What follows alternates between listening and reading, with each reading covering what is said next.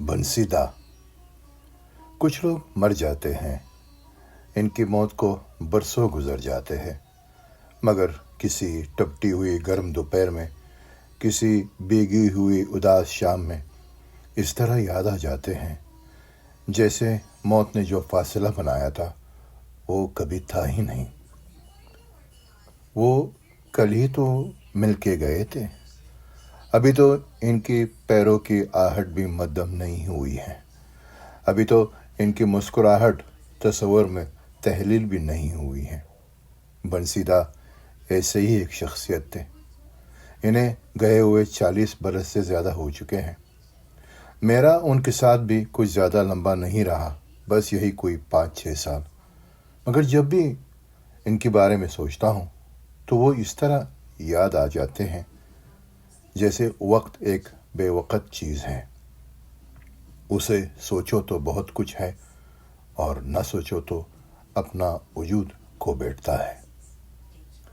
اس زمانے میں جب میری زندگی کی کروٹ بدل رہی تھی کہ میں شمع زیدی کی مہربانی سے ستیجیت رے تک پہنچ گیا تھا، اور اس دن جب میں شطرنج کی کھلاڑی کی ڈائلاگ سنانے کے لیے اپنے وقت کے سب سے بڑے ڈائریکٹر کے سامنے حاضر ہوا تھا، اور اس وقت جب میری اور شمع کی مشترکہ کوشش کسوٹی پر رکھی جا رہی تھی، سننے والوں میں وہ بھی تھے، کالے فریم کے بڑے بڑے شیشوں کے پیچھے سے چمکتی ہوئی آنکھیں، ذرا موٹی سی ناک اور پتلے پتلے ہونٹ۔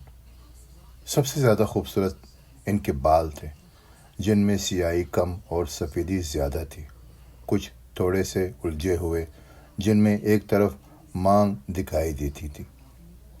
پتہ نہیں وہ مانگ نکالا کرتے تھے یا بال خود بخود ایک طرف کو ڈلک جاتے تھے۔ انہیں دیکھ کے لگتا تھا کہ خوبصورت ہوتے ہوتے رہ گئے ہیں، لیکن ان کی شخصیت میں ایسی کشش تھی کہ وہ جو خود کو حسین سمجھتے ہیں شرمندہ ہو جائیں۔ ستیجیت رے کے آرٹ ڈائریکٹر اور مشیر خاص بنسی چندر گپت بڑے غور سے ڈائلاگ سن رہے تھے۔ ان کی آنکھیں مجھ پر جمی ہوئی تھی اور ہونٹوں پر ایک ایسی مسکراہٹ تھی جیسے بچوں کو ریس میں آگے نکلتے دیکھ کر بزرگوں کے چہرے پر آتی ہے۔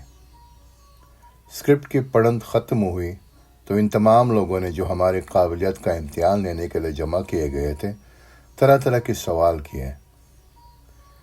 بنسیدہ نے صرف ایک بات پوچھی، ایک جگہ آپ نے لکھا ہے تڑکے چلیں گے جٹ پٹے میں لوٹ آئیں گے، آپ نے سویرے چلیں گے شام کو لوٹ آئیں گے کیوں نہیں لکھا؟ میں نے کہا یہ ثابت کرنے کے لیے کہ زبان آج کی نہیں 125 سال پہلی یعنی 1850 کی لکھنؤ کی ہے۔ انہوں نے سر ہلایا اور مانکدہ کی طرف اس طرح دیکھا جیسے کہہ رہے ہو لڑکا ٹھیک بول رہا ہے۔ جوہو میں ایک ہاؤسنگ کالونی ہے جو چاند سوسائٹی کے نام سے مشہور ہے۔ ایک بہت بڑے کمپاؤنڈ میں 2 اور 3 منزلوں کے درجن بھر عمارتیں کھڑی ہوئی ہیں، جن کا حلیہ تقریباً ایک ہی جیسا ہے۔ اس پوری سوسائٹی میں ایسی کوئی بات نہیں ہے کہ اسے یاد رکھا جائے، سوائے اس کی کہ وہاں بہت سے اہم لوگ رہتے رہے ہیں اور کچھ تو اب بھی رہتے ہیں۔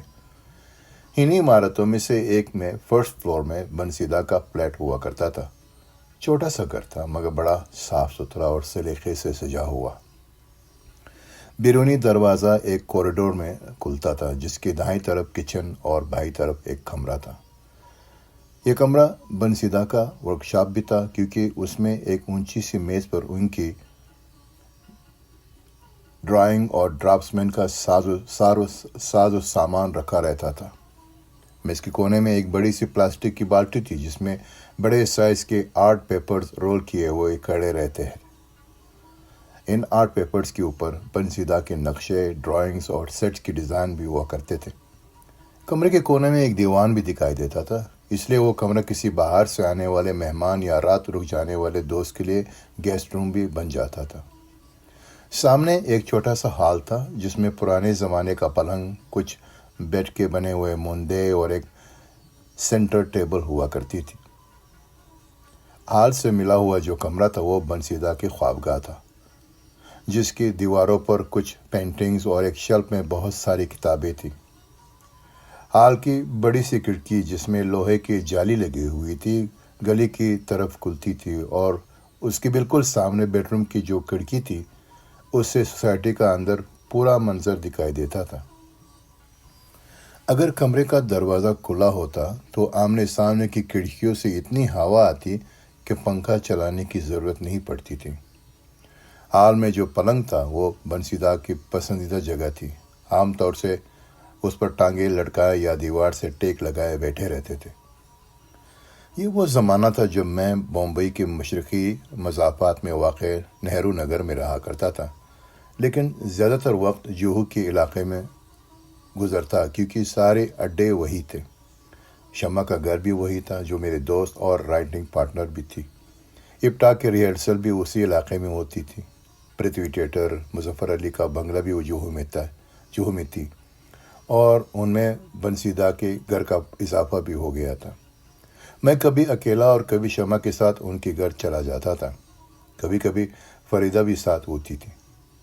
بنسیدہ ہم لوگوں کو دیکھ کر اس طرح خوش ہوا کرتے تھے جیسے کوئی مدت کا بچھڑا ہوا اچانک آ گیا ہو۔ خوب خاطر کرتے، اپنے بنگالی نوکر سے پکوڑے بنواتے یا اسے بیچ کر ہری راما ہری کرشنا کے ریسٹورانٹ سے گرم گرم سموسے منگواتے۔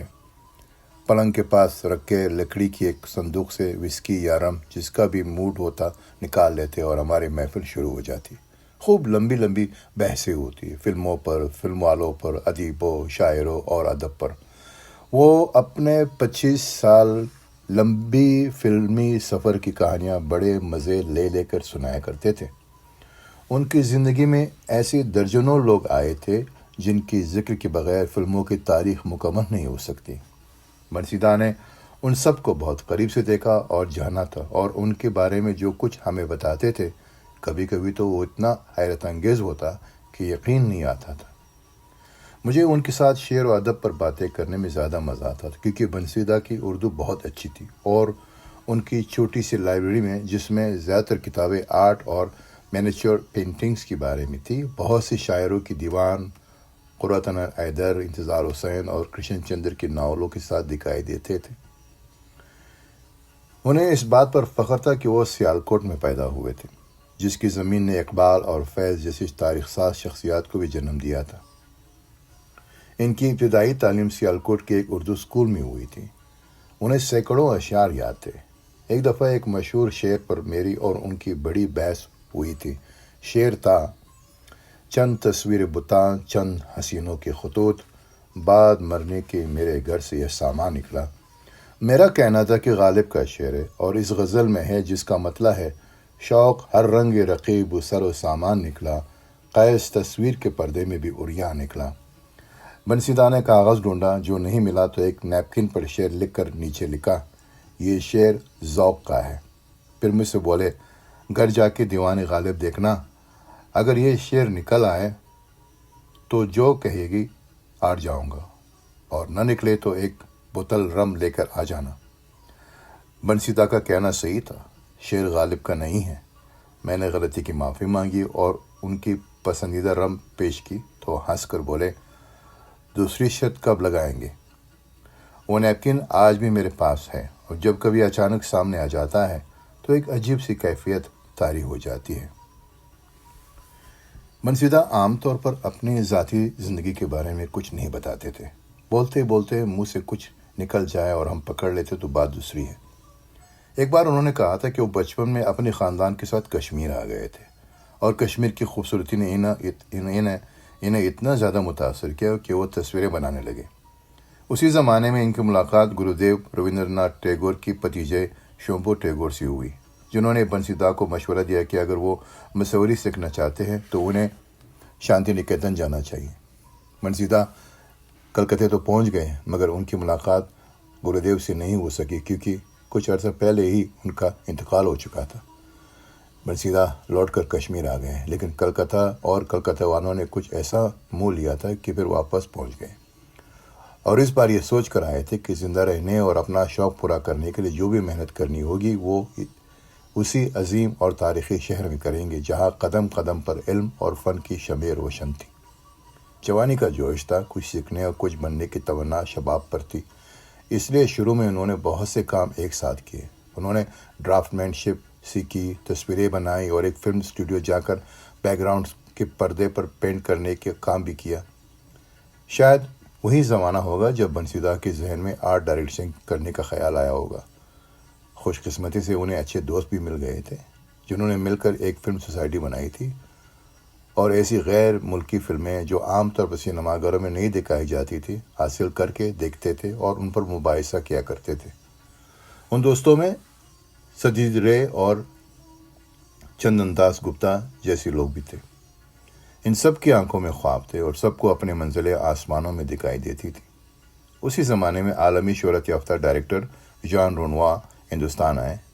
उन्हें अपनी फिल्म द रिवर के लिए एक आर्ट डायरेक्टर की ज़रूरत थी जो हिंदुस्तान के रंगारंग माशरत को समझता हो।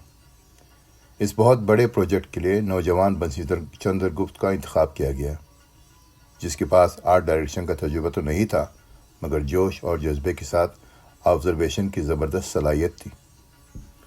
बंसीदा ने शुरू ही में ये गढ़ समझ लिया था कि फिल्म मेकिंग में जो चीज़ कैमरे की आंख से नज़र नहीं आती वो बेकार है, चाहे वो कितनी खूबसूरत या कीमती क्यों ना हो। और यही वो मंत्र था जिसके ज़रिए उन्होंने आर्ट डायरेक्शन की दुनिया में वो मकाम हासिल किया जो एक मिसाल बन गया। बंसीदा ने 30 बरस में तकरीबन 40 फिल्मों के लिए आर्ट डायरेक्शन, प्रोडक्शन, डिज़ाइन और सेट डेकोरेशन का काम किया। उन्होंने सबसे ज़्यादा फिल्में सतीश रे के साथ की थी, जिनसे उनकी मुलाकात फिल्म सोसाइटी के ज़माने में हुई थी और जो उस वक्त अपनी पहली फिल्म पातर पांचोली बनाने की तैयारी कर रहे थे। रे साहब के पास फिल्म बनाने के लिए पैसे तो थे नहीं, इसलिए वो ऐसे लोगों को अपने साथ लेना चाहते थे जिन्हें काम का शौक़ हो, पैसे की लालच न हो। बंसीदा को भी एक ऐसे मौके की तलाश थी जहां वो अपना कमाल दिखा सके। पातर पांचोली रियलिस्टिक सिनेमा की पहली लहर थी जो हिंदुस्तान में आई थी। इस फिल्म में दुनिया को 3 ऐसी नगीनें दी हैं जिनकी आबोताब उस वक्त तक जिंदा रहेगी जब तक फिल्मी दुनिया बाकी रहेगी, और ये 3 शख्सियात हैं सतीश रे, बंसी चंद्रगुप्त और कैमरामैन सुमित्रा मित्रा। शतरंज के खिलाड़ी की शूटिंग के दौरान जब मुझसे कहा गया कि एक्टरों को उर्दू के मुकालमे बताने और रटाने की जिम्मेदारी भी मुझे को संभालनी होगी, तो मैं खुश हो गया कि इस बहाने कुछ अच्छे लोगों से मुलाकात हो जाएगी और कुछ सीखने का मौका भी मिलेगा।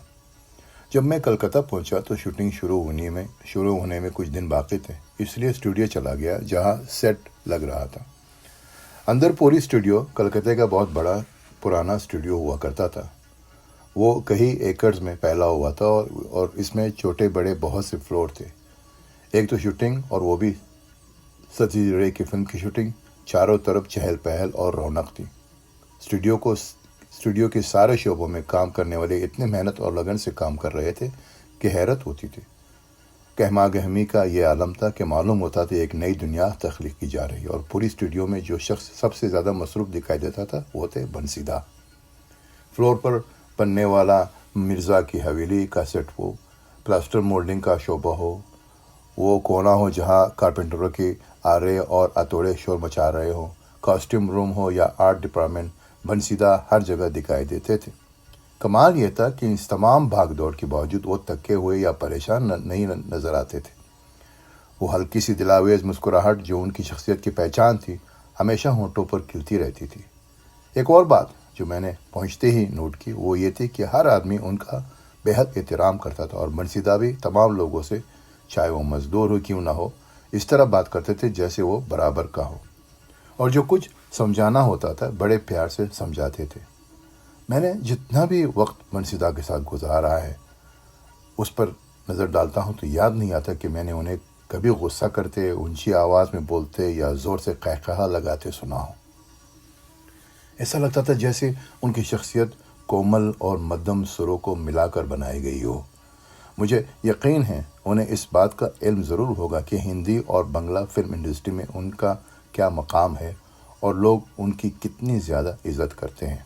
इसके बावजूद उनमें कोई ऐसी अदा नहीं थी जिसे दिखावा या गुरूर कहा जा सके। बहुत सादा कपड़े पहनते थे, 3 जेबों वाला खादी का गुजराती कुर्ता जो रानों तक आता और डेनिम की ब्लू जीन्स, पाँव में ودیا ساگری جوتی ہوا کرتی تھی۔ یہ چمڑے کا سلیپر ہوتا ہے جو آگے سے بند ہوتا ہے اور اس میں ایک چونچ سی نکلی رہتی ہے۔ ان کی چال کا بھی اپنا ہی ایک وقار تھا، دھیرے دھیرے پاؤں کھینچ کر چلتے تھے، چشمہ لگاتے تھے جو زیادہ تر سر کے اوپر بالوں میں پھنسا رہتا تھا اور ضرورت کی وقت ہی ناک پر آتا تھا۔ میں اندر پوری اسٹوڈیو کے ماحول اور کام کرنے والوں سے بہت متاثر ہوا اور میں نے خود سے کہا، بھائی صاحب، آپ سسرال تو آئے نہیں ہیں جو شرمیلا داماد بنے کھڑے ہیں۔ چونکہ میں کوئی اور کام تو کر نہیں سکتا تھا، اس لیے اس ڈپارٹمنٹ میں چلا گیا جہاں سیٹ ڈیکوریشن کے لیے طرح طرح کی چیزیں جمع کی جا رہی تھی اور انہیں سجایا سنوارا جا رہا تھا۔ وہاں جو کچھ بھی تھا مجھے بڑا جانا پہچانا لگا، کیونکہ میں بھی انہی حویلوں سے نکل کر آیا تھا جن کے نمونے پر لکھنؤ کی 2 نوابوں کی اولیاء بنائی اور سجائی جا رہی تھی۔ سیٹ ڈیکوریشن کے لیے جس سامان کی ضرورت ہوتی تھی وہ بنسیدہ خود کہیں سے ڈھونڈ کر لاتے تھے یا پھر شمع زیدی کو یہ کام انجام دینا پڑتا تھا۔ سننے میں یہ کام بہت آسان لگتا ہے مگر حقیقت میں بہت مشکل اور تھکا دینے والا ہے۔ اب اگر بیگم کے خوابگاہ کے لیے ایک شمعدان کی ضرورت ہو تو سوچے کہ 1970 کی کلکتے میں 1850 کی لکھنؤ کا شمعدان کہاں سے ملے گا، اور اگر کسی شوقین کے پاس مل بھی جائیں تو وہ ایسی نایاب چیز کو آپ کے حوالے کیوں کرے گا؟ بس ایک اچھی بات تھی کہ ستیجیت رے اور بنسی چندر گپت دونوں کے تعلقات کلکتے کے بہت سے پرانے اور وزادار خاندانوں کے ساتھ تھی، جس کی وجہ سے سیٹ سجانے کے لیے ایسے نادر اور کامیاب چیزیں مل گئیں کہ جنہوں نے اس معاملے میں بھی فلم شطرنج کی کھلاڑی کو ایک یادگار بنا دیا۔ کچھ چیزیں ایسی بھی تھی جو اودھ کی تہذیب کے ساتھ ہی مٹ گئی تھی، بس کتابوں میں کچھ حوالے اور کچھ تصویریں رہ گئی تھی۔ مثال کے طور پر نواب وجد علی شاہ کا تخت بنانے کے لیے بنسیدہ نے ساری تفصیلات برٹش لائبریری کی کیٹلاگ سے جمع کی تھی۔ پہلے انہوں نے ایک چھوٹا سا نمونہ بنوایا تھا جس کی بڑی تعریف ہوئی، تو بڑا تخت بنایا گیا تھا جس کی سائز اصلی تخت اور مسند کے برابر تھا۔ اس کی پلاسٹک مولڈنگ بنسیدہ نے خود کی تھی اور اس میں جو جواہرات لگے ہوئے تھے ان کے لیے رنگین کانچ بھی خود ہی جمع کیے تھے اور انہی کی نگرانی میں ہیرا تراشنے والوں نے انہیں تراشا تھا۔ میں نے خود دیکھا تھا کہ اسٹوڈیو کی ایک خالی فلور پر بنسیدہ اکیلے اس تخت کو سجاتے اور سنوارتے رہتے تھے۔ وہ اپنے کام میں اتنا کھو جایا کرتے تھے کہ کھانا بھی بھول جاتے تھے۔ انہیں دیکھ کر ایسا لگتا تھا جیسے کوئی بچہ اپنے کھلونے سجا رہا ہو۔ اس تخت کی اونچائی تقریباً 7 فٹ تھی اور چوڑائی بھی قریب اتنی ہوگی۔ وہ تخت اس قدر خوبصورت تھا کہ اس پر اصل کا دھوکہ ہوتا تھا۔ شوٹنگ کے بعد بہت سے لوگ آرٹ کی اس نادر نمونے کو دیکھنے کے لیے آیا کرتے تھے۔ بعد میں وہ تخت میٹا برج کی امام باڑے میں رکھ دیا گیا جہاں نواب وجد علی شاہ کے اہل خاندان اب بھی رہتے ہیں۔ پتہ نہیں وہ تخت اب ہے یا نہیں، اگر ہے تو دیکھنے کی چیز ہے کہ وہ اودھ کی قدیم دولت، حشمت اور کاریگری کی مثال ہونے کے ساتھ ساتھ آرٹ ڈائریکشن کا ایک نایاب نمونہ ہے۔ کلکتے کے قیام کے دوران میں جیسے مجھے بنسیدہ کو قریب سے جاننے کا موقع ملا ویسے ان کے لیے میری محبت اور احترام بڑھتا گیا۔ مجھے ان کی سادہ مزاجی، بے لاگ لپٹ باتیں اور بچے جیسی معصومیت نے بڑا متاثر کیا۔ وہ بھی مجھے پسند کرنے لگے تھے، اس لیے کہ ہم دونوں میں بہت سی باتیں مشترک تھیں۔ کبھی وہ شام کو اس ہوٹل میں بھی آ جاتے جہاں میں ٹھہرا ہوا تھا اور خوب باتیں کرتے۔ انہیں میرے شہر رامپور کی تہذیب، وہاں کی زبان، رسم و رواج، کانوں اور پرانی عمارتوں میں بڑی دلچسپی تھی۔ وہ رامپور کے نوابوں کے قصے بڑے شوق سے سنا کرتے تھے اور مجھے جو کچھ معلوم تھا بتا دیا کرتا تھا۔ اردو زبان اور شعر و ادب دوسرا موضوع تھا جس میں وہ بڑی دلچسپی لیا کرتے تھے۔ بنسیدہ کو کئی زبانیں آتی تھیں، پنجابی تو ان کی مادری زبان تھی ہی، بنگلہ بھی بنگالیوں کی طرح بولتے تھے، انگلش اور اردو کا تو ذکر کیا۔ اس کے بغیر تو کسی بھی ہندوستانی کا کام نہیں چلتا۔ تھوڑی سی کشمیری اور سرائکی بھی جانتے تھے۔ انہیں فرینچ سیکھنے کا بڑا شوق تھا مگر شاید حالات نے موقع نہیں دیا۔ جب فلم شطرنج کی کھلاڑی کی شوٹنگ ختم ہو گئی تھی تو مجھے بڑا دکھ ہوا۔ بالکل ایسا لگا جیسے ایک خاندان بکھر گیا ہو۔ اس دکھ کے پیچھے ایک پریشانی بھی کھڑی تھی کہ اب کیا ہوگا۔ زندگی کی کچی پٹگنڈی پر جو یہاں تک لے آئی تھی اب کس طرف کو مڑے گی۔ مانکدا نے چلتے چلتے بڑے پیار سے کہا تھا کہ وہ اپنی اگلی فلم کے لیے بھی بلائیں گے، مگر کب بلائیں گے کس کو معلوم، اور تب تک جیب و دل پر کیا گزر جائے گا کون جانے۔ تبھی ایک عجیب واقعہ ہوا۔ مانکدا فلم کے مکسنگ کے لیے بامبے آئے ہوئے تھے اور راج کمل کلا مندر میں منگیش دیسائی صاحب سے مکسنگ کروا رہے تھے، تو مشہور American film director James Ivory ان سے ملنے آئے۔ وہ ایک فلم پلان کر رہے تھے جس کی شوٹنگ ہندوستان میں ہونے والی تھی، اور انہوں نے آرٹ ڈائریکشن کے لیے بنسیدا کو سائن کیا تھا۔ شام کا وقت تھا، سب لوگ اسٹوڈیو کی لان میں بیٹھے چائے پی رہے تھے، جب جیمز آئیوری نے، جنہیں جم کہا جاتا تھا، بنسیدا سے کہا، مجھے ایک ایسا اسسٹنٹ ڈائریکٹر چاہیے جو انگلش کے ساتھ اردو ہندی بھی جانتا ہوں، کیا آپ کسی کا نام سجیسٹ کر سکتے ہیں؟ بنسیدا آنکھیں چمکا کر مسکرائے اور بولے، سب سے اچھا اسسٹنٹ ڈائریکٹر تو یہی بیٹا ہے، اور میرے طرف اشارہ کر دیا۔ جم نے مجھے سر سے پاؤں تک دیکھا اور پوچھا، تم میری فلم کرو گے؟ میں نے کہا، بڑے شوق سے۔ جم نے مجھے اپنے بامبے آفس کا پتہ دیا اور کہا، جا کر مل لو۔ مجھے معلوم تھا کہ مرچنٹ آئیوری پروڈکشنز ایک مشہور امریکی فلم کمپنی ہے جو درجنوں فلمیں بنا چکی ہے، اس لیے میں سمجھ رہا تھا کہ بمبئی میں اس کا جو دفتر ہے وہ بھی کسی بڑی امریکن فلم کمپنی کی طرح شاندار ہوگا، مگر قلابہ کی گلی میں ایک عمر رسیدہ عمارت میں چھوٹا سا بے رونق دفتر دیکھ کر بڑی مایوسی ہوئی۔ اس سے زیادہ مایوسی کمپنی کے پارٹنر اسماعیل مرچنٹ سے مل کر ہوئی۔ آدمی تو خوش شکل تھا، مگر بات کرنے کا ڈھنگ ایسا تھا کہ لفظ لفظ اس کی غرور کی بوندیں ٹپکتی تھی۔ اس پر ترا یہ کہ اس نے پوری فلم کے لیے جس معاوضے کی پیشکش کی وہ شطرنج کی کھلاڑی میں ملنے والے رقم کا ایک چوتھائی بھی نہیں تھا۔ مجھے نہ معاوضہ پسند ہے اور نہ اسماعیل مرچنٹ، اس لیے میں 2 دن بعد جواب دینے کا کہہ کر وہاں سے چلا آیا۔ اسی شام میں نے بنسیدا کو اپنی ملاقات کا حال سنایا تو وہ بہت دیر تک سوچتے رہے، پھر بولے، اگر نہ کرنا چاہو تو میں زور نہیں دوں گا، لیکن کر لو تو اچھا ہے۔ جیمز آئیوری اچھا ڈائریکٹر ہے، کافی کچھ سیکھنے کو ملے گا، اور پھر 1.5-2 مہینے کی تو بات ہے، سمجھ لینا کہ جودھ پور گم کر آ گئے۔ چنانچہ میں نے ہاں کر دی۔ فلم کی شوٹنگ جودھ پور کے شاہی محل امید بھون پیلس میں ہونی تھی، وہی یونٹ کے ٹھہرنے کا بندوبست بھی تھا۔ اس عظیم شان محل کو، جو ایک بہت بڑے علاقے میں پھیلا ہوا تھا، مہاراجا امید سنگھ جی نے بنوایا تھا اور فن تعمیر کا ایک خوبصورت نمونہ راجستھان کو دیا تھا۔ چونکہ ریاستیں ختم ہو چکی تھی، اس لیے پرانے زمانے کی جتنی ریاستیں تھیں ان کی زیادہ تر محلات کو ہوٹلوں میں تبدیل کر دیا گیا تھا۔ امید بھون پیلس بھی ٹورسٹ ہوٹل بن گیا تھا۔ حالانکہ اسی محل کے ایک حصے میں جودھ پور کے مہاراجا بھی رہتے تھے جو باب جی کہلاتے تھے، اور ان کی بہن جو بائیسا کے نام سے جانی جاتی تھی ہوٹل کی نگران تھی۔ جب میں یونٹ کے ساتھ ٹرین کے ذریعے جودھ پور پہنچا تو آدھی رات ہو چکی تھی اور جنوری کی سردی اپنے شباب پر تھی۔ جن لوگوں نے جاڑوں کی چاندنی دیکھی ہے وہ جانتے ہیں کہ کیسا طلسمی ماحول ہوتا ہے۔ اس رات بھی چاند کی روشنی میں امید بھون کوئی عمارت نہیں بلکہ کسی پرانے مصور کی تصویر معلوم ہو رہا تھا۔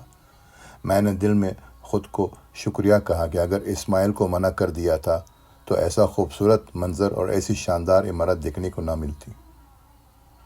اگر اسماعیل کو منع کر دیتا تو ایسی خوبصورت منظر اور ایسی شاندار عمارت دیکھنے کو نہ ملتی۔ امید بھون پیلس میں بنسیدا میرے ساتھ تھے، اور ہم دونوں ان بچوں کی طرح جو عجائب گھر میں پہنچ گئے ہوں نوادرات اور تصویریں دیکھ رہے تھے اور حیرت کر رہے تھے کہ جانے والے اپنے پیچھے کیسے کیسے یادگاریں چھوڑ گئے ہیں۔ ہم دونوں نے جودھ پور کا قلعہ دیکھا، بازاروں کی خاک چھانی۔ بنسیدا چونکہ پہلے بھی آ چکے تھے اس لیے وہ ان گلیوں میں لے کر گئے جہاں خاندانی کاریگر پچوائیاں کپڑے پر ہاتھ سے بنی تصویریں اور پتھر کی چیزیں بنا رہے تھے۔ بنسیدا نے کچھ سامان پسند کر کے رکھوا دیا کہ شوٹنگ کے بعد لے جائیں گے۔ میں نے بھی 2 بچوائیاں پسند کی جو اب تک میرے پاس ہیں۔ مجھے اسکرپٹ کی کاپی دے دی گئی تھی اور میں ذہنی طور پر تیار تھا۔ دھیرے دھیرے آرٹسٹ بھی آ گئے ہیں جن میں اپرنا سین، سعید جعفری اور وکٹر بینرجی شامل تھے۔ فلم کی کہانی کچھ اس طرح تھی کہ شاہی محل میں بہت سی نایاب تصویریں ہیں جنہیں راجہ بیچنا نہیں چاہتا، اس لیے لندن کی ایک بہت ہی شاطر چور بڑھیاں ٹورسٹ بن کر ہوٹل میں ٹھہرنے کے لیے آتی ہیں اور نوجوان راجہ کو رجانے کے لیے ایک بہت خوبصورت لڑکی ساتھ لاتی ہیں۔ چور بڑھیا کا کردار شیکسپیرین تھیٹر کی مشہور ایکٹریس ڈیم پیگی ایشکرافٹ نے ادا کیا تھا۔ میں نے اپنی طویل فلمی زندگی میں سینکڑوں اداکاروں کو کام کرتے دیکھا ہے، مگر جو بات اس دبلی پتلی کمزور 5 فٹ 2 انچ کی پیگی ایشکرافٹ میں تھی وہ اور کہیں دیکھنے میں نہیں آئی۔ پیگی بظاہر ایک تکی ہوئی ریٹائرڈ بوڑھی نظر آتی تھی، لیکن ڈائریکٹر کے منہ سے ایکشن سنتے ہی ایک بجلی سے چمک جاتی تھی اور سر سے پاؤں تک ایسی تبدیلی آتی تھی جو دیکھنے سے تعلق رکھتی تھی، اور آنکھوں کے سامنے پیگی اس طرح بدل جایا کرتی تھی جیسے وہ کوئی اور ہو۔ سوئچ آف اور سوئچ آن کی یہ کیفیت میں نے کسی حد تک ہندوستان کی 2 فلمی ہیروئنوں میں بھی دیکھی ہے، سری دیوی اور کاجل۔ ان دونوں کو بھی یہ کمال حاصل تھا کہ پلک چپکتے ہی اپنی پوری شخصیت کو بدل سکتی تھی۔ شوٹنگ شروع ہونے سے پہلے میں ڈائریکٹر جیمز آئیوری کے پاس گیا اور پوچھا، یہ بتائیں کس سین کی شوٹنگ کب اور کہاں کرنی ہے؟ جم نے مجھے حیرت سے دیکھا اور کہا، یہ کام ڈائریکٹر کا نہیں، چیف اسسٹنٹ ڈائریکٹر کا ہوتا ہے۔ تم مجھے یہ بتاؤ کہ کون سا سین کب شوٹ کرنا ہے، اور لوکیشن کا فیصلہ آرٹ ڈائریکٹر بنسی چندر گپت اور کیمرامین والٹر لیزلی کریں گے، ان سے میٹنگ کر لو۔ میرے لیے یہ ایک نئی بات تھی، کیونکہ ستیج رے کی یونٹ میں سب کچھ پہلے سے طے شدہ ہوتا تھا، ہمیں صرف احکامات کو بجا لانا ہوتا تھا۔ میں بھاگا ہوا بنسیدھا کے پاس پہنچا اور انہیں اپنی اور جم کی ملاقات کی رودات سنائی تو وہ بہت ہنسے اور کہنے لگے، ترقی یافتہ ملکوں میں فلم کی شوٹنگ اسی طرح ہوتی ہے کہ ہر آدمی کو اس کی ذمہ داری دی جاتی ہے اور کوئی دوسرا اس میں دخل اندازی نہیں کرتا۔ پھر انہوں نے مجھے بتایا کہ شوٹنگ شیڈول کس طرح بنایا جاتا ہے، جس سے میرا کام آسان ہو گیا۔ اس غیر ملکی یونٹ میں کام کرتے ہوئے اور بھی بہت کچھ سیکھنے کو ملا۔ مثال کے طور پر جم اپنے کیمرامین والٹر لیزلی کو صرف یہ بتایا کرتے تھے کہ انہیں شاٹ میں کیا ایفیکٹ چاہیے۔ اب والٹر کی مرضی کہ کیمرامین کہاں رکھے گا، کہ کیمرہ کہاں رکھے گا، کون سا لینز لگائے گا اور لائٹنگ کس طرح کرے گا۔ جبکہ میں نے اپنے دیش میں یہ دیکھا ہے کہ ہر ڈائریکٹر چاہے اسے کچھ آتا ہو یا نہ آتا ہو، کیمرامین کو بتاتا ہے کہ کیمرہ کہاں رکھا جائے گا، لینز کون سا استعمال ہوگا اور فریم کتنا بڑا یا چھوٹا ہوگا۔ اس لیے وہ پورا ماحول میرے لیے ایک درسگاہ جیسا تھا، اور اس درسگاہ میں جو کچھ میں نے سیکھا وہ ہمیشہ کام آیا۔ ترقی یافتہ ملکوں میں فلموں کے جتنے شعبے ہوتے ہیں وہ سب آزاد ہوتے ہیں اور ڈائریکٹر کے سوا کسی اور کو جواب دہ نہیں ہوتا۔ یہ سب شعبے ایک دوسرے کے ساتھ مل کر کام کرتے ہیں، اس کے باوجود کسی کو اپنے کام میں مداخلت نہیں کرنے دیتے۔ ایک دن جب ہم لوگ آؤٹ ڈور شوٹنگ کر رہے تھے تو اچانک بارش شروع ہو گئی۔ کیمرہ اور ساؤنڈ ڈپارٹمنٹ والے جلدی اپنا سامان اٹھا کر سائے میں لے جانے لگے۔ ایک اسپیشل مائک ٹرائی پورٹ پر لگا ہوا تھا اور بھیگ رہا تھا۔ پروڈیوسر اسماعیل مرچنٹ نے دیکھا تو بھاگ کر گیا اور مائک اٹھا لیا تھا۔ ساؤنڈ ریکارڈرز نے، جس کا نام شاید باب ہیٹلی تھا، اسماعیل کو روکا اور کہا، آئندہ ایسی حرکت کبھی مت کرنا۔ اگر دوبارہ کبھی مائک کو ہاتھ لگایا تو اپنی ایسوسی ایشن سے یلو کارڈ دلوا دوں گا۔ اس واقعے سے اندازہ کیا جا سکتا ہے کہ غیر ملکی فلمی کمپنیاں کس قسم کا ڈسپلن رکھتی ہیں۔ کاش ہمارے یہاں بھی ایسا ہوتا اور ایک معمولی ساؤنڈ ریکارڈرز میں پروڈیوسر کو ڈانٹنے کی ہمت ہوتی۔ جودھ پور کی شوٹنگ کے دوران اور بھی کئی ایسے واقعات ہوئے جن کا ذکر دلچسپی سے خالی نہیں ہوگا۔ ایک بار ایسا ہوا کہ ہوٹل میں ایک بڑا ٹورسٹ گروپ آ گیا تو بائیسا نے پروڈیوسر سے درخواست کی کہ چند کمرے جو فلم یونٹ کے پاس ہیں خالی کر دی جائے، اور جن لوگوں کو ان کمروں سے نکالا جائے گا انہیں شاہی محل کے اس حصے میں جگہ دی جائے گی جہاں عام طور پر ہوٹل میں آنے والوں کو نہیں ٹھہرایا جاتا۔ چنانچہ 4 افراد کو مہاراجا کے پرانی خوابگاہ میں منتقل کر دیا گیا۔ مہاراجا کا بیڈ روم دیکھ کر آنکھیں پھیل گئی۔ وہ اتنا بڑا تھا کہ اس کے اندر کئی بیڈمنٹن کورٹ بنائے جا سکتے تھے۔ وہ 4 حصوں میں بٹا ہوا تھا۔ ایک تو وہ ہال تھا جو آرام کرنے کی جگہ تھی، اس کے برابر بہت بڑا باتھ روم، اور دوسری طرف ایک چینجنگ روم تھا، اور سامنے ایک بہت کشادہ بالکنی تھی جس سے پیلس کا صحن اور دور تک پھیلا ہوا میدان دکھائی دیتا تھا۔ زمین پر دبیز قالین تھے اور گہرے رنگ کی بھاری پردے لٹکے ہوئے تھے جنہیں پھیلا دیا جائے تو دن میں بھی اندھیرا ہو جائے۔ اس کمرے کی سب سے زیادہ انوکھی چیز تھی مہاراجا کا بیڈ۔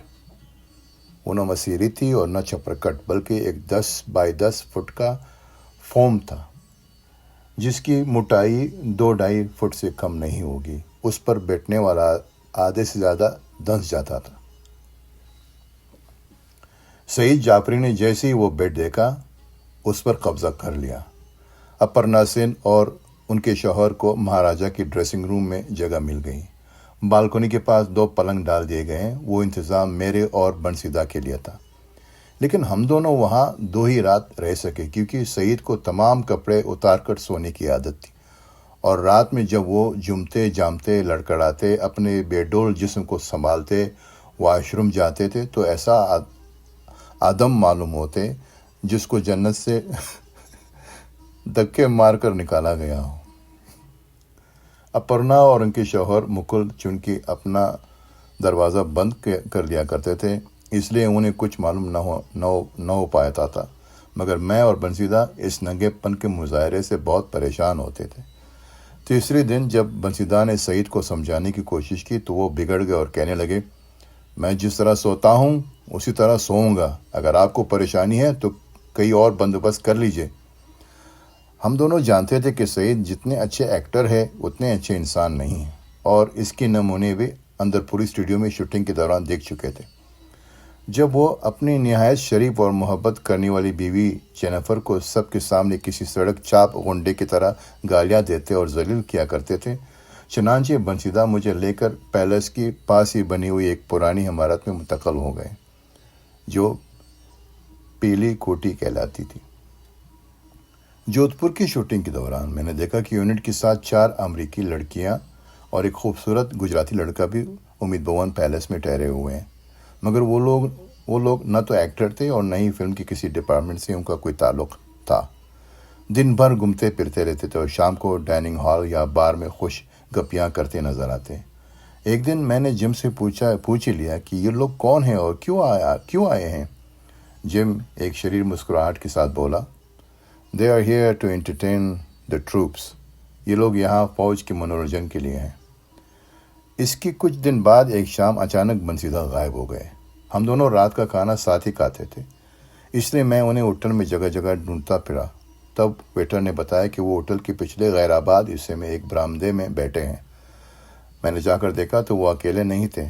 امریکن لڑکیوں میں سے ایک جو اپنی رنگت کے اعتبار سے اسپینش لگتی تھی اور جس کے بارے میں مشہور تھا کہ وہ ہالی ووڈ کے ایک مشہور ہیرو کی گرل فرینڈ رہ چکی ہیں، برآمدے کی پیراپٹ پر بیٹھی سگریٹ کی کش لے رہی تھی۔ محل کے پیچھے دور تک پھیلا ہوا میدان ویران پڑا تھا اور چاند کی ہلکی روشنی پھیلی ہوئی تھی۔ اس کے قریب ہی ایک کرسی پر بنسیدہ بیٹھے ہوئے دھیرے دھیرے کچھ بول رہے تھے۔ میں نے دونوں کو ڈسٹرب کرنا مناسب نہیں سمجھا اور خاموشی سے واپس آ گیا۔ دوسری دن جب میں نے ان سے پوچھا تو بہت ہنسے اور کہنے لگے، چرسی ہے سالی، مجھ سے پوچھ رہی تھی یہاں جودھ پور میں چرس کہاں ملے گی؟ تو پھر آپ نے کیا بتایا؟ میں نے پوچھا۔ میں نے بتا دیا کہ پیلس کی گیٹ پر جو رکشہ والے کھڑے رہتے ہیں ان کو ضرور معلوم ہوگا، اس لیے آج سویرے ہی سے غائب ہے۔ سوری، میں تو کچھ اور ہی سمجھا تھا، میں نے کہا۔ بنسیدہ مسکرائے اور بڑے پیار سے بولے، اب ہمارا ٹیسٹ اتنا برا بھی نہیں ہے جاوید میاں۔ امید بھون پیلس کی شوٹنگ کے دوران ایک واقعہ ایسا بھی ہوا تھا جسے یاد کرتا ہوں تو کانپ اٹھتا ہوں۔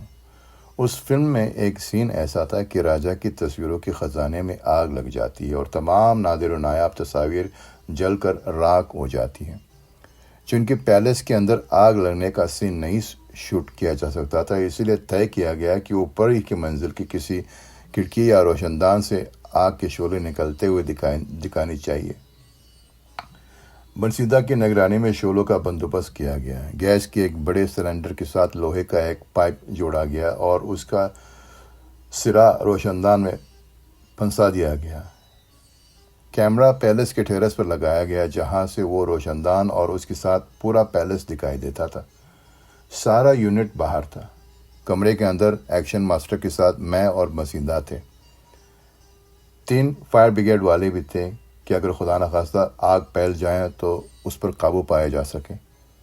کسی ریہرسل وغیرہ کی گنجائش تھی نہیں، اس لیے جب باہر سے والٹر کی آواز سنائی دی کہ وہ شاٹ لینے کے لیے تیار ہے اور جم نے چلا کر کہا ایکشن، تو ایکشن ماسٹر نے بنسیدہ کے اشارے پر گیس کھول دی اور پائپ کے دھانے پر آگ لگا دی۔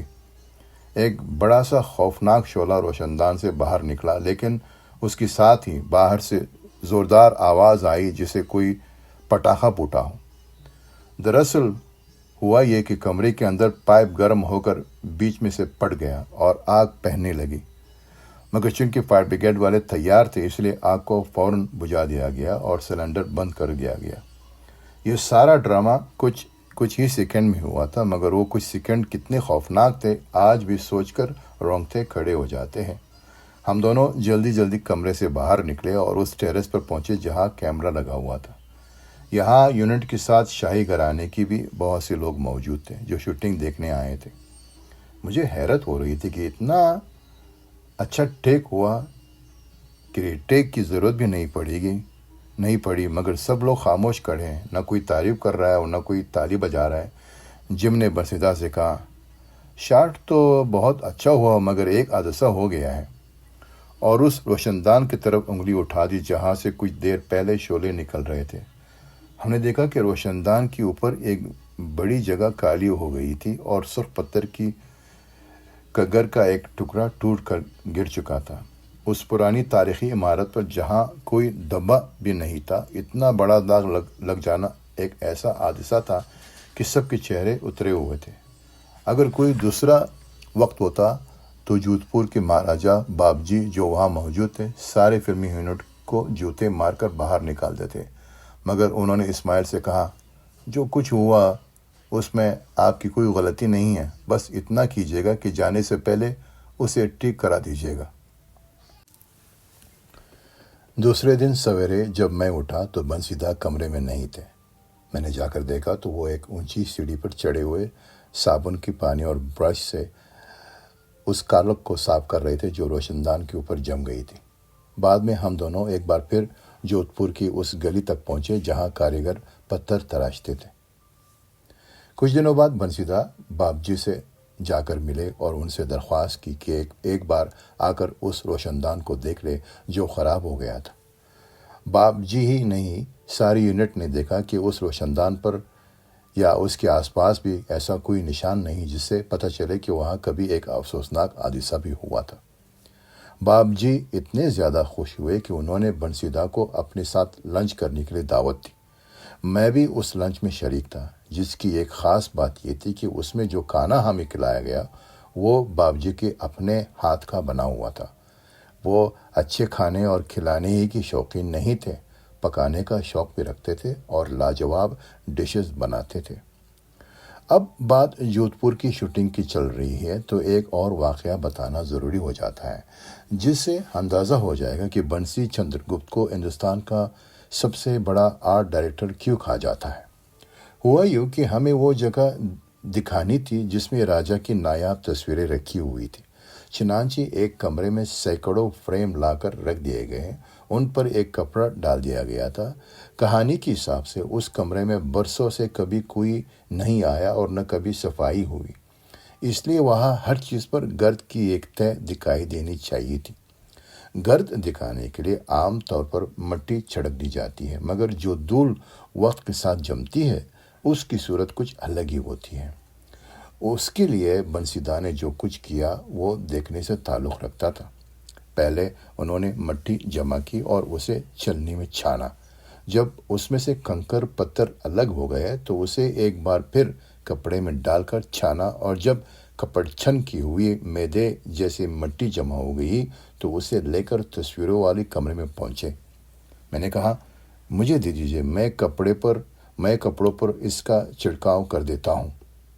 بنسی دا ہنسے اور بولے، ہر ہناڑی یہی کرے گا، اس لیے میں تمہیں نہیں کرنے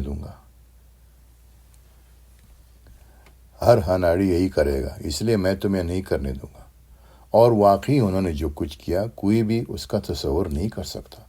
انہوں نے باریک ٹیشو پیپر میں تھوڑی سی مٹی رکھی، اس کی پڑیا جیسے بنائی اور اس پڑیا کو پوری طاقت سے کمرے کی چھت پر اچھال دیا۔ پڑیا چھت سے ٹکرائی، ٹیشو پیپر پھٹ گیا، کچھ مٹی چھت میں لگی رہ گئی اور باقی دھیرے دھیرے نیچے گرنے لگی۔ میں اور بنسی دا دیر تک پڑیوں کو چھت پر مارتے رہے اور گرد گراتے رہے۔ جب کام ختم ہوا تو انہوں نے زمین پر پڑے ہوئے ٹیشو پیپرز اٹھائے اور تصویروں پر ڈالے ہوئے کپڑوں کی طرف اشارہ کر کے پوچھا، کیوں، کیسی رہی؟ میں نے دیکھا کپڑے کے اوپر دھول کی ایک یکساں تہ جمی ہوئی ہے اور بالکل ایسا لگ رہا ہے جیسے یہاں برس سے ہوا کا جھونکا تک نہیں آیا۔ بمبئی واپس آنے کے بعد ہم لوگ اپنے اپنے کام میں لگ گئے، مگر پھر جلدی سے ساتھ مل بیٹھنے کا موقع مل گیا۔ اس زمانے میں شمع اور میں علیق پدمسی، جو علیق کہلاتے تھے، کے ساتھ تغلق پر کام کر رہے تھے۔ اس فلم کی بنیاد گریش کرناٹ کی سٹیج پلے پر رکھی گئی تھی، جس کا ٹائٹل تغلق ہی تھا، جسے علیق نے ڈائریکٹ کیا تھا۔ وہ میرا اور شمع کا ایک اچھا اسکرپٹ تھا اور ہم دونوں نے بڑی محنت سے وہ تمام منزلیں پار کی تھی جو ایک ناٹک کو فلم بنانے میں پیش آتی ہیں۔ اس کے ڈائلاگ بھی لکھے جا چکے تھے، بنسی دا اسکرپٹ سے بہت خوش تھے اور اس کے لیے لوکیشن بھی ڈھونڈ چکے تھے جو آگرے کے قریب کسی جگہ تھی، مگر افسوس کہ وہ فلم نہیں بن سکی اور آج بھی اس کا اسکرپٹ مجھے کچھ گزرے خوبصورت لمحوں کی یاد دلاتا رہتا ہے۔ اسی زمانے میں روبن دھرم راج نے فلم چکرا بنانے کا ارادہ کیا، جو مراٹھی کے مشہور ناول نگار جیون دولے کی ناول پر مبنی تھی۔ اس فلم کے لیے بنسی دا کو فلم فیئر ایوارڈ ملا تھا۔ انہوں نے ایسٹرن ہائی وے کے پاس سائن اور چیمبور کے بیچ میں کچی بستی کا ایک سیٹ لگایا تھا، جو اس قدر حقیقی معلوم ہوتا تھا کہ بہت سے لوگ آج بھی اسے سیٹ نہیں مانتے بلکہ لوکیشن سمجھتے ہیں۔ اس جھوپڑپٹی کے بیچ میں بنسی دا نے میونسپلٹی کا ایک نل لگایا تھا، جہاں اسمتا پاٹل کے نہانے کا مشہور سین فلمایا گیا تھا۔ اس پورے علاقے میں کہیں بھی پانی کا بندوبست نہیں تھا اور میونسپل کارپوریشن سے پائپ لائن ڈالنے کی درخواست کرنا تو بیکار ہی تھی۔ اس لیے بنسی دا نے ایک ٹینکی بنوائی جو ایک اونچے چبوترے پر رکھ دی گئی۔ بنسی دا نے اس ٹینکی سے ربڑ کا ایک موٹا سا پائپ جوڑا اور دوسرا سر میونسپلٹی کے نل سے جوڑ دیا۔ پھر ٹینکی سے نل تک پائپ کو مٹی سے دبایا دیا گیا اور جب اس نل سے پانی آنا شروع ہوا تو وہاں قریبی فٹ پاتھ پر رہنے والے بہت سی مزدور عورتیں اور بچے اپنی مٹکے اور بالٹیاں لے کر پہنچ گئے اور فلم والوں کو دعائیں دینے لگے کہ ان کی وجہ سے ویرانے میں بہار آ گئی ہے۔ مگر جب انہیں بتایا گیا کہ پانی کی مہربانی کارپوریشن کی نہیں ہے بلکہ اس ٹینکی کی ہے جو چبوترے پر رکھی ہوئی ہے، تو بیچارے بہت مایوس ہوئے۔ لیکن جب اسپاٹ بوائے ان لوگوں کو بھگانے لگا تو بنسی دا نے اسے روک دیا اور کہا، آج آپ لوگ جتنا پانی لے جا سکتے ہیں لے جائیے، ہم دوسرا ٹینکر منگوا لیں گے۔ وہ اپنے برتن پانی سے بھر کے دعائیں دیتے ہوئے چلے گئے۔ ان غریب فٹ پاتھ نشینوں کو پانی بہت دور سے لانا پڑتا تھا۔ یوں کہنے کو تو بنسی دا کی آنکھیں کسی کیمرے سے کم نہیں تھی، جو بھی دیکھتے تھے اسے ذہن کے البم میں محفوظ کر لیا کرتے تھے۔ پھر بھی ان کا کیمرہ چلتا رہتا اور وہ زندگی کو اس کی ہر روپ میں جمع کرتے رہے تھے۔ یہی وجہ تھی کہ ان کے لگائے ہوئے سیٹ اصلی معلوم ہوتے تھے، چاہے وہ پاتر پنچولی کی جھوپڑی ہو، چارولتا کی حویلی ہو یا پھر چکرا کی کچی بستی۔ وہ لوگوں کو، ان کی ماحول کو اور ان کی رہنے سہنے کے انداز کو بہت غور سے دیکھتے تھے۔ ان کی نظر ان چھوٹی چھوٹی چیزوں پر زیادہ جاتی تھی جنہیں لوگ عام طور پر نظر انداز کر دیتے تھے۔ چکرا کا سیٹ لگانے سے بہت پہلے انہوں نے جھونپڑیوں پر اور فٹ پاتھوں پر رہنے والوں کا ڈیٹا جمع کرنا شروع کر دیا تھا۔ ایک دن اچانک مجھ سے پوچھا، کل کیا کر رہے ہو؟ کچھ نہیں، میں نے کہا، کچھ ایسا خاص کام تو نہیں ہے، تو کل سویرے آ جانا، گھومنے چلیں گے۔ بنسیدہ مجھے اور فلم چکرا کے ڈائریکٹر روبن دھرم راج کو لے کر رے روڈ پہنچے۔ یہ علاقہ بمبئی کے مشرق میں بندرگاہ کے قریب ہے، اس لیے ہاربریا کہلاتا ہے۔ بنسیدہ نے ایک چھوٹے مگر صاف ستھرے ہوٹل کا انتخاب کیا اور ہم تینوں ایک ایسے میز پر بیٹھ گئے جو سڑک کے کافی قریب تھی۔ بنسیدہ نے سڑک پار فٹ پاتھ پر بنے ہوئے سینکڑوں جھونپڑوں کی طرف اشارہ کیا۔ انہیں جھونپڑا کہنا تو زیادتی ہوگی کیونکہ وہ جھونپڑے نہیں تھے، بس سر چھپانے کی جگہ تھی، مگر مجبوری ہے کہ کوئی دوسرا لفظ نہیں ہے، اس لیے یہی صحیح۔ زیادہ تر جھونپڑے پلاسٹک شیڈ سے بنے ہوئے تھے، اور وہ بھی اس طرح کے پلاسٹک کی چادر کا ایک سر ہاربر لائن کی ریلنگ سے باندھ کر دوسرے سڑک کی 2 لکڑیوں کے سہارے کھڑا کر دیا گیا تھا۔ یہ تو ہو گئی چھت۔ دیواروں کے لیے کارڈ بورڈ، کوئی پرانا سائن بورڈ، ٹارٹ یا ترپال استعمال کیا گیا تھا۔ ایک جھونپڑے کی دیوار کسی ٹوٹے ہوئے ہورڈنگ کی مہربانی تھی اور اس پر سایہ روانوں کی تصویر چمک رہی تھی۔ ہم ان جھونپڑوں میں رہنے والوں کی سرگرمیاں دیکھتے رہے اور سوچتے رہے کہ یہ تمام لوگ، جن میں سے زیادہ تر جنوبی ہند کے رہنے والے معلوم ہوتے تھے، نہ جانے کیسے کیسے خواب لے کر اس عظیم شہر میں آئے ہوں گے، اور یہاں انہیں ملا کیا ہے۔ ہوٹل کے بالکل سامنے جو جھونپڑی تھی اس پر نیلے رنگ کی پلاسٹک پڑی ہوئی تھی۔ اس کے برابر 2 جھونپڑوں کے بیچ کی کھلی جگہ میں ایک ماں اور اس کے 2 بچے بڑی بے چینی سے المونیم کی اس پتیلی کو دیکھ رہے تھے جو 3 پتھروں کے ایک چولہے پر چڑھی ہوئی تھی۔ دونوں بچے کافی کم عمر تھے، بڑا کوئی 4-5 سال کا ہوگا اور چھوٹا 3 سال سے زیادہ نہیں ہوگا۔ چھوٹا بچہ المونیم کی ایک پلیٹ لیے چپ چاپ بیٹھا تھا، مگر بڑا والا کافی شریر لگتا تھا۔ وہ بار بار چھوٹے بچے کے ہاتھ سے پلیٹ چھین لیتا۔ چھوٹا بچہ چیختا، روتا اور اپنے زبان میں ماں سے شکایت کرتا، مگر ماں ان دونوں کی طرف دیکھتی بھی نہیں تھی۔ اس سے زیادہ فکر اس بات کی تھی کہ پتیلی کے نیچے جلتی ہوئی آگ کم نہ ہو جائے۔ وہ بار بار پرانی لکڑی کا ایک ٹکڑا توڑ کے چولہے میں ڈال دیتی اور آگ کو تیز کر دیتی۔ آخر وہ وقت آ ہی گیا جس کا انتظار تھا۔ ماں نے پتیلی اتاری اور دونوں بچوں کی پلیٹوں میں ابلے ہوئے چاول ڈال دیے۔ اس نے ایک تیسری پلیٹ میں کچھ بات نکالا اور جھونپڑی کی پلاسٹک کا پردہ ہٹا کر کسی کو دے دیا۔ پتہ نہیں اندر کون تھا اور وہ باہر کیوں نہیں آ رہا تھا۔ بچوں کو تھوڑا چاول اور دینے کے بعد اس عورت نے پتیلی میں ہاتھ ڈالا اور چاول نکال کر اپنے منہ میں ڈالنے لگی۔ جب لنچ ختم ہو گیا تو عورت نے تینوں برتن اٹھائے اور فٹ پاتھ کے نیچے بہتے ہوئے پانی سے دھونے لگی۔ روبن نے کہا، مائی گاڈ، یہ کیا گندا پن کر رہی ہے۔ بنسیدہ نے کوئی جواب نہیں دیا، وہ چپ چاپ فوٹو لیتے رہے۔ عورت نے سڑک کی ریت اٹھا کر اپنے برتنوں کو رگڑ کر اتنا صاف کیا کہ وہ چمکنے لگے۔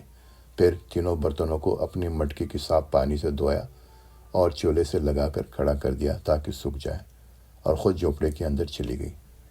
میں اس حیرت انگیز منظر کو دیکھ تو رہا تھا، مگر آنکھوں پر یقین نہیں آ رہا تھا۔ ذہن یہ سمجھنے سے قاصر تھا کہ میرے ملک کی غربت اور بدحالی کی یہ کون سی منزل ہے جہاں صفائی اور گندگی، پاکیزگی اور غلاظت اپنا مفہوم کھو بیٹھی ہے۔ بنسیدہ دوسرے دن بھی رے روڈ کی جھونپڑی پہ جانا چاہتے تھے، مگر میں نے منع کر دیا۔ مجھ سے نہیں دیکھا جائے گا، میں نے کہا۔ بنسیدہ مسکرائے، زندگی کو قریب سے نہیں دیکھو گے تو لکھو گے کیسے؟ شاید یہ زندگی کو قریب سے دیکھنے کا سلیقہ ہی تھا کہ وہ جو کچھ بھی دکھاتے تھے اپنے منہ سے بونے لگتا تھا۔ ہمراہ جان وہ آخری فلم تھی جو میں نے اور بنسیدہ نے ساتھ کی۔ ہمراہ جان ان کا پسندیدہ ناول تھا اور ایک زمانے میں وہ خود مرزا ہادی رسوا کے لازوال کارنامے پر فلم بنانا چاہتے تھے، لیکن فلم ڈائریکٹ کرنے کا ارمان ان کے ساتھ ہی چلا گیا اور وہ 2 ڈاکیومنٹری کے سوا کچھ نہ بنا سکے۔ بنسی چندر گپت جیسا نفیس آدمی جس کی شخصیت ہر اعتبار سے مثالی تھی، جو شاعری، موسیقی اور حسن کا دلدادہ تھا، اس کی اپنی زندگی میں کبھی حسن نہ آیا ہو، کبھی عشق کے مدھم روپیلی چاندنی نے اس کے دل کے آنگن میں پاؤں نہ پسارے ہوں، ایسا تو ہو ہی نہیں سکتا۔ مگر انہوں نے اپنے منہ سے کبھی ایسا کوئی اشارہ نہیں دیا جس سے اندازہ ہو سکے کہ انہوں نے بھی کبھی کسی کو چاہا تھا یا کسی نے ان سے محبت کی تھی۔ میں ان سے کافی بے تکلف ہو گیا تھا، اس لیے اکثر چھیڑ کر پوچھا کرتا تھا، مگر وہ ہمیشہ کنی کاٹ جایا کرتے تھے۔ یہ الگ بات ہے کہ کبھی کبھار ان کی آنکھوں میں کسی کی یاد کا بھیگا ہوا سایہ دکھائی دے جایا کرتا تھا۔ میں نے بہت کوشش کر کے تھوڑی بہت معلومات جمع کی تھی۔ ان میں سے کچھ باتیں کلکتے والوں نے بتائی تھی اور کچھ رنگ ان کے بمبئی والے احباب نے بھرے تھے۔ ان کے مطابق جو ایک دھندلی سی کہانی میرے سامنے آئی وہ یہ تھی کہ بنسیدہ نے ایک بے حد حسین بنگالی لڑکی سے عشق کیا تھا اور وہ اس سے شادی بھی کرنا چاہتی تھی، مگر پتہ نہیں کس وجہ سے لڑکی نے بنسیدہ کو ٹکرا کے کسی اور سے شادی کر لی۔ سنا ہے کہ اس حادثے نے بنسیدہ کو توڑ دیا تھا اور وہ گھبرا کر بمبئی آ گئے تھے تاکہ اس شہر سے دور رہ سکے جس کی گلیوں کوچوں میں کسی کی یادیں بکھری ہوئی تھی۔ ایک زمانے تک بنسیدہ کلکتے سے بھاگے پھرے، مگر جب ستیش رے نے اپنی ایک نئی فلم کی تیاری شروع کی اور بنسیدہ کو بلایا تو وہ انکار نہیں کر سکے اور ایک بار پھر کلکتہ پہنچ گئے، جہاں ان کی داستانی محبت کا دوسرا حصہ ان کا انتظار کر رہا تھا۔ بنسیدہ کی محبوبہ کا شوہر ایک حادثے میں مر چکا تھا اور اس نے اپنے پیچھے ایک فلیٹ اور ایک بچی کے سوا کچھ نہیں چھوڑا تھا۔ بنسیدہ پچھلے تمام باتوں کو بھول گئے اور اس بڑے برے وقت میں اپنی سابق محبوبہ کو سہارا دینے کے لیے پہنچ گئے۔ بنسیدہ نے ماں اور بیٹی کا سارا خرچ اپنے ذمہ لے لیا، گھر کی اخراجات سے لے کر بچی کی اسکول کی فیس تک اس طرح ادا کرتے تھے جیسے وہ ان کا فرض ہو۔ مگر جب اس لڑکی نے ان سے شادی کی درخواست کی تھی تو بنسیدہ نے انکار کر دیا اور کہا، میں آج جو کچھ کر رہا ہوں ہمیشہ اس طرح کرتا رہوں گا۔ یہ بچی بھی میری بیٹی ہے مگر تم میری بیوی نہیں بن سکتی۔ سنا ہے کہ آخر تک ان دونوں کے تعلقات نے دوستی کی چوکھٹ پار نہیں کی۔ جہاں تک مجھے یاد پڑتا ہے میں نے ان خاتون کو دیکھا تھا۔ کچھ ایسا ہوا تھا کہ ایک دن میں اچانک بنسیدہ کے چاند سوسائٹی والے فلیٹ میں پہنچ گیا تو وہاں ایک خوبصورت بنگالی خاتون اور ان کے ساتھ ایک بچی بھی تھی۔ بنسیدہ نے بتایا کہ وہ خاتون ان کے مہمان ہیں جو کئی دن سے آئی ہوئی تھی اور اب واپس جا رہی اور بنسیدہ انہیں پہنچانے کے لیے اسٹیشن جا رہے ہیں۔ چونکہ انہوں نے اس بنگالی خاتون سے نہ میرا تعارف کرایا اور نہ بعد میں کچھ بتایا، جس سے مجھے شک ہوتا ہے کہ وہ نہ ہو یہ وہی رہی ہوگی زندگی جن کی محبت میں لٹا دی دل نے۔ جہاں تک مجھے یاد ہے میری اور بنسیدہ کے درمیان کبھی کسی بات پر اختلاف نہیں ہوا۔ میں ان کی جتنی عزت کرتا تھا اس سے کئی زیادہ پیار ان کی طرف سے ملتا تھا۔ بس ایک ہی واقعہ ایسا ہوا تھا جس میں ایک غلط فہمی نے ہم دونوں کے تعلقات کو کچھ دنوں کے لیے خراب کر دیے تھے۔ ہوا یہ کہ بنسیدہ کہیں سے ایک نایاب کتاب لے کر آئے تھے جس میں پرانے زمانے کی مینیچور پینٹنگز تھیں۔ بنسیدہ نے وہ کتاب مجھے اور شمع کو دکھائی اور ہم تینوں ان پرانی تصویروں پر دیر تک تبصرے کرتے رہے۔ 2 دن بعد جب میں ان کے گھر پہنچا تو ان کا موڈ خراب تھا۔ کہنے لگے، آپ مجھ سے پوچھے بغیر وہ کتاب کیوں لے گئے؟ میں نے بہت یقین دلانا چاہا کہ میں نے کتاب نہیں لی ہے، مگر وہ ماننے کے لیے تیار ہی نہیں تھے۔ بار بار ہی کی بات کہتے تھے کہ آپ کی اور شمع کے سوا کسی کو اس کتاب کے بارے میں کچھ بھی نہیں معلوم تھا اور نہ ہی ان کے گھر میں کوئی اور آیا تھا۔ کتاب شمع کے پاس بھی نہیں تھی، اس گھر میں بھی نہیں ہے، تو پھر آپ کے سوا کون لے جا سکتا ہے؟ یہ پہلا موقع تھا جب کسی نے مجھ پر چوری کا الزام لگایا تھا۔ مجھے بہت زیادہ تکلیف ہوئی اور میں نے سوچا آج کے بعد کبھی اس شخص کا منہ نہیں دیکھوں گا اور وہاں سے چلا آیا۔ 4-6 روز بعد ایک دن شام کو بنسیدہ سانتا کروز کی اس اسکول میں آئے جہاں ابتا کے ڈراموں کی ریہرسل ہوا کرتی تھی اور مجھ سے کہا، میرے گھر چلنے کا وقت ہے، آپ کے پاس؟ جی تو چاہا کہ انہیں 2-4 کڑی سناؤں مگر پتہ نہیں کیوں ہمت نہیں پڑی۔ میں نے کہا، آج تو نہیں آ سکتا۔ وہ بولے، ٹھیک ہے، کل آ جانا، میں انتظار کروں گا۔ دوسرے دن جب میں پہنچا تو اسی طرح ملے جیسے پہلے ملتے تھے اور تکیے کے نیچے سے وہی کتاب نکال کر میرے ہاتھ میں دے دی جو غائب ہو گئی تھی۔ میں نے انہیں غصے سے دیکھا اور ذرا تیز آواز میں پوچھا، یہ کہاں ملی؟ وہ مسکرائے اور بولے، ارے بھائی، ایک بڈھے نے بہت سی فائلوں کے نیچے دبا کے رکھ دی تھی۔ کس بڈھے نے؟ میں نے پوچھا۔ انہوں نے اپنی گردن ٹیڑھی کی جو ان کی عادت تھی اور مسکرا کے بولے، تمہارے سامنے کھڑا ہے۔ ہم دونوں ہنس پڑے اور وہ خوبصورت شامیں پھر واپس آ گئی جنہیں بنسیدہ کی جلملاتی ہوئی شمع جیسی شخصیت روشن رکھا کرتے تھے۔ बंसीदा ने ज़्यादा लंबी ज़िंदगी नहीं पाई। जून 1981 में सचिन रे के साथ न्यूयॉर्क फिल्म फेस्टिवल में गए थे, जहां उन पर अचानक दिल का दौरा पड़ा और वही अपने दोस्त सचिन रे की गोद में दम तोड़ गया। इंतकाल के वक्त इनकी उम्र सिर्फ 57 साल थी। इनकी आर्ट डायरेक्शन की उम्र भी कुछ ज़्यादा नहीं थी, यही कोई 26-27 बरस का वक्त मिला था उनको अपना कमाल दिखाने के लिए। मगर इतने कम अरसे में भी उन्होंने 54 फिल्में अपनी गैर मामूली सलाहियत से सजाएं, संवारी और ऐसे सेट लगाएं कि देखने वाले आज भी हैरत करते हैं। उन्होंने अपने लिए जो मकाम बनाया उस तक कोई नहीं पहुंच पाया है। बंसीदा के आखिरी 3 फिल्में क्लासिक का दर्जा रखती हैं। उमराव जान और चक्रा उनके इंतकाल से कुछ ही महीने पहले रिलीज़ हुई थी। तीसरी फिल्म 36 चौरंगी लेन उनकी मौत के 2 महीने बाद अगस्त में रिलीज़ हुई। 36 चौरंगी लेन और चक्रा के लिए बंसीदा को बेहतरीन आर्ट डायरेक्शन के फिल्म फेयर अवार्ड दिए गए। इसके अलावा भी कुछ फिल्में इनकी मौत के बाद रिलीज़ हुई थी, जैसे कलयुग, चेहरे पे चेहरा, तरंग, रामनगरी और मंगलदा।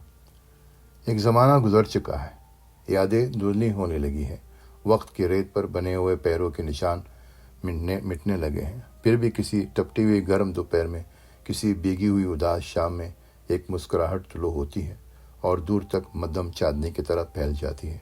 ऐसे में एक शख्स बहुत याद आता है, जिसका नाम बंसी चंद्र गुप्ता।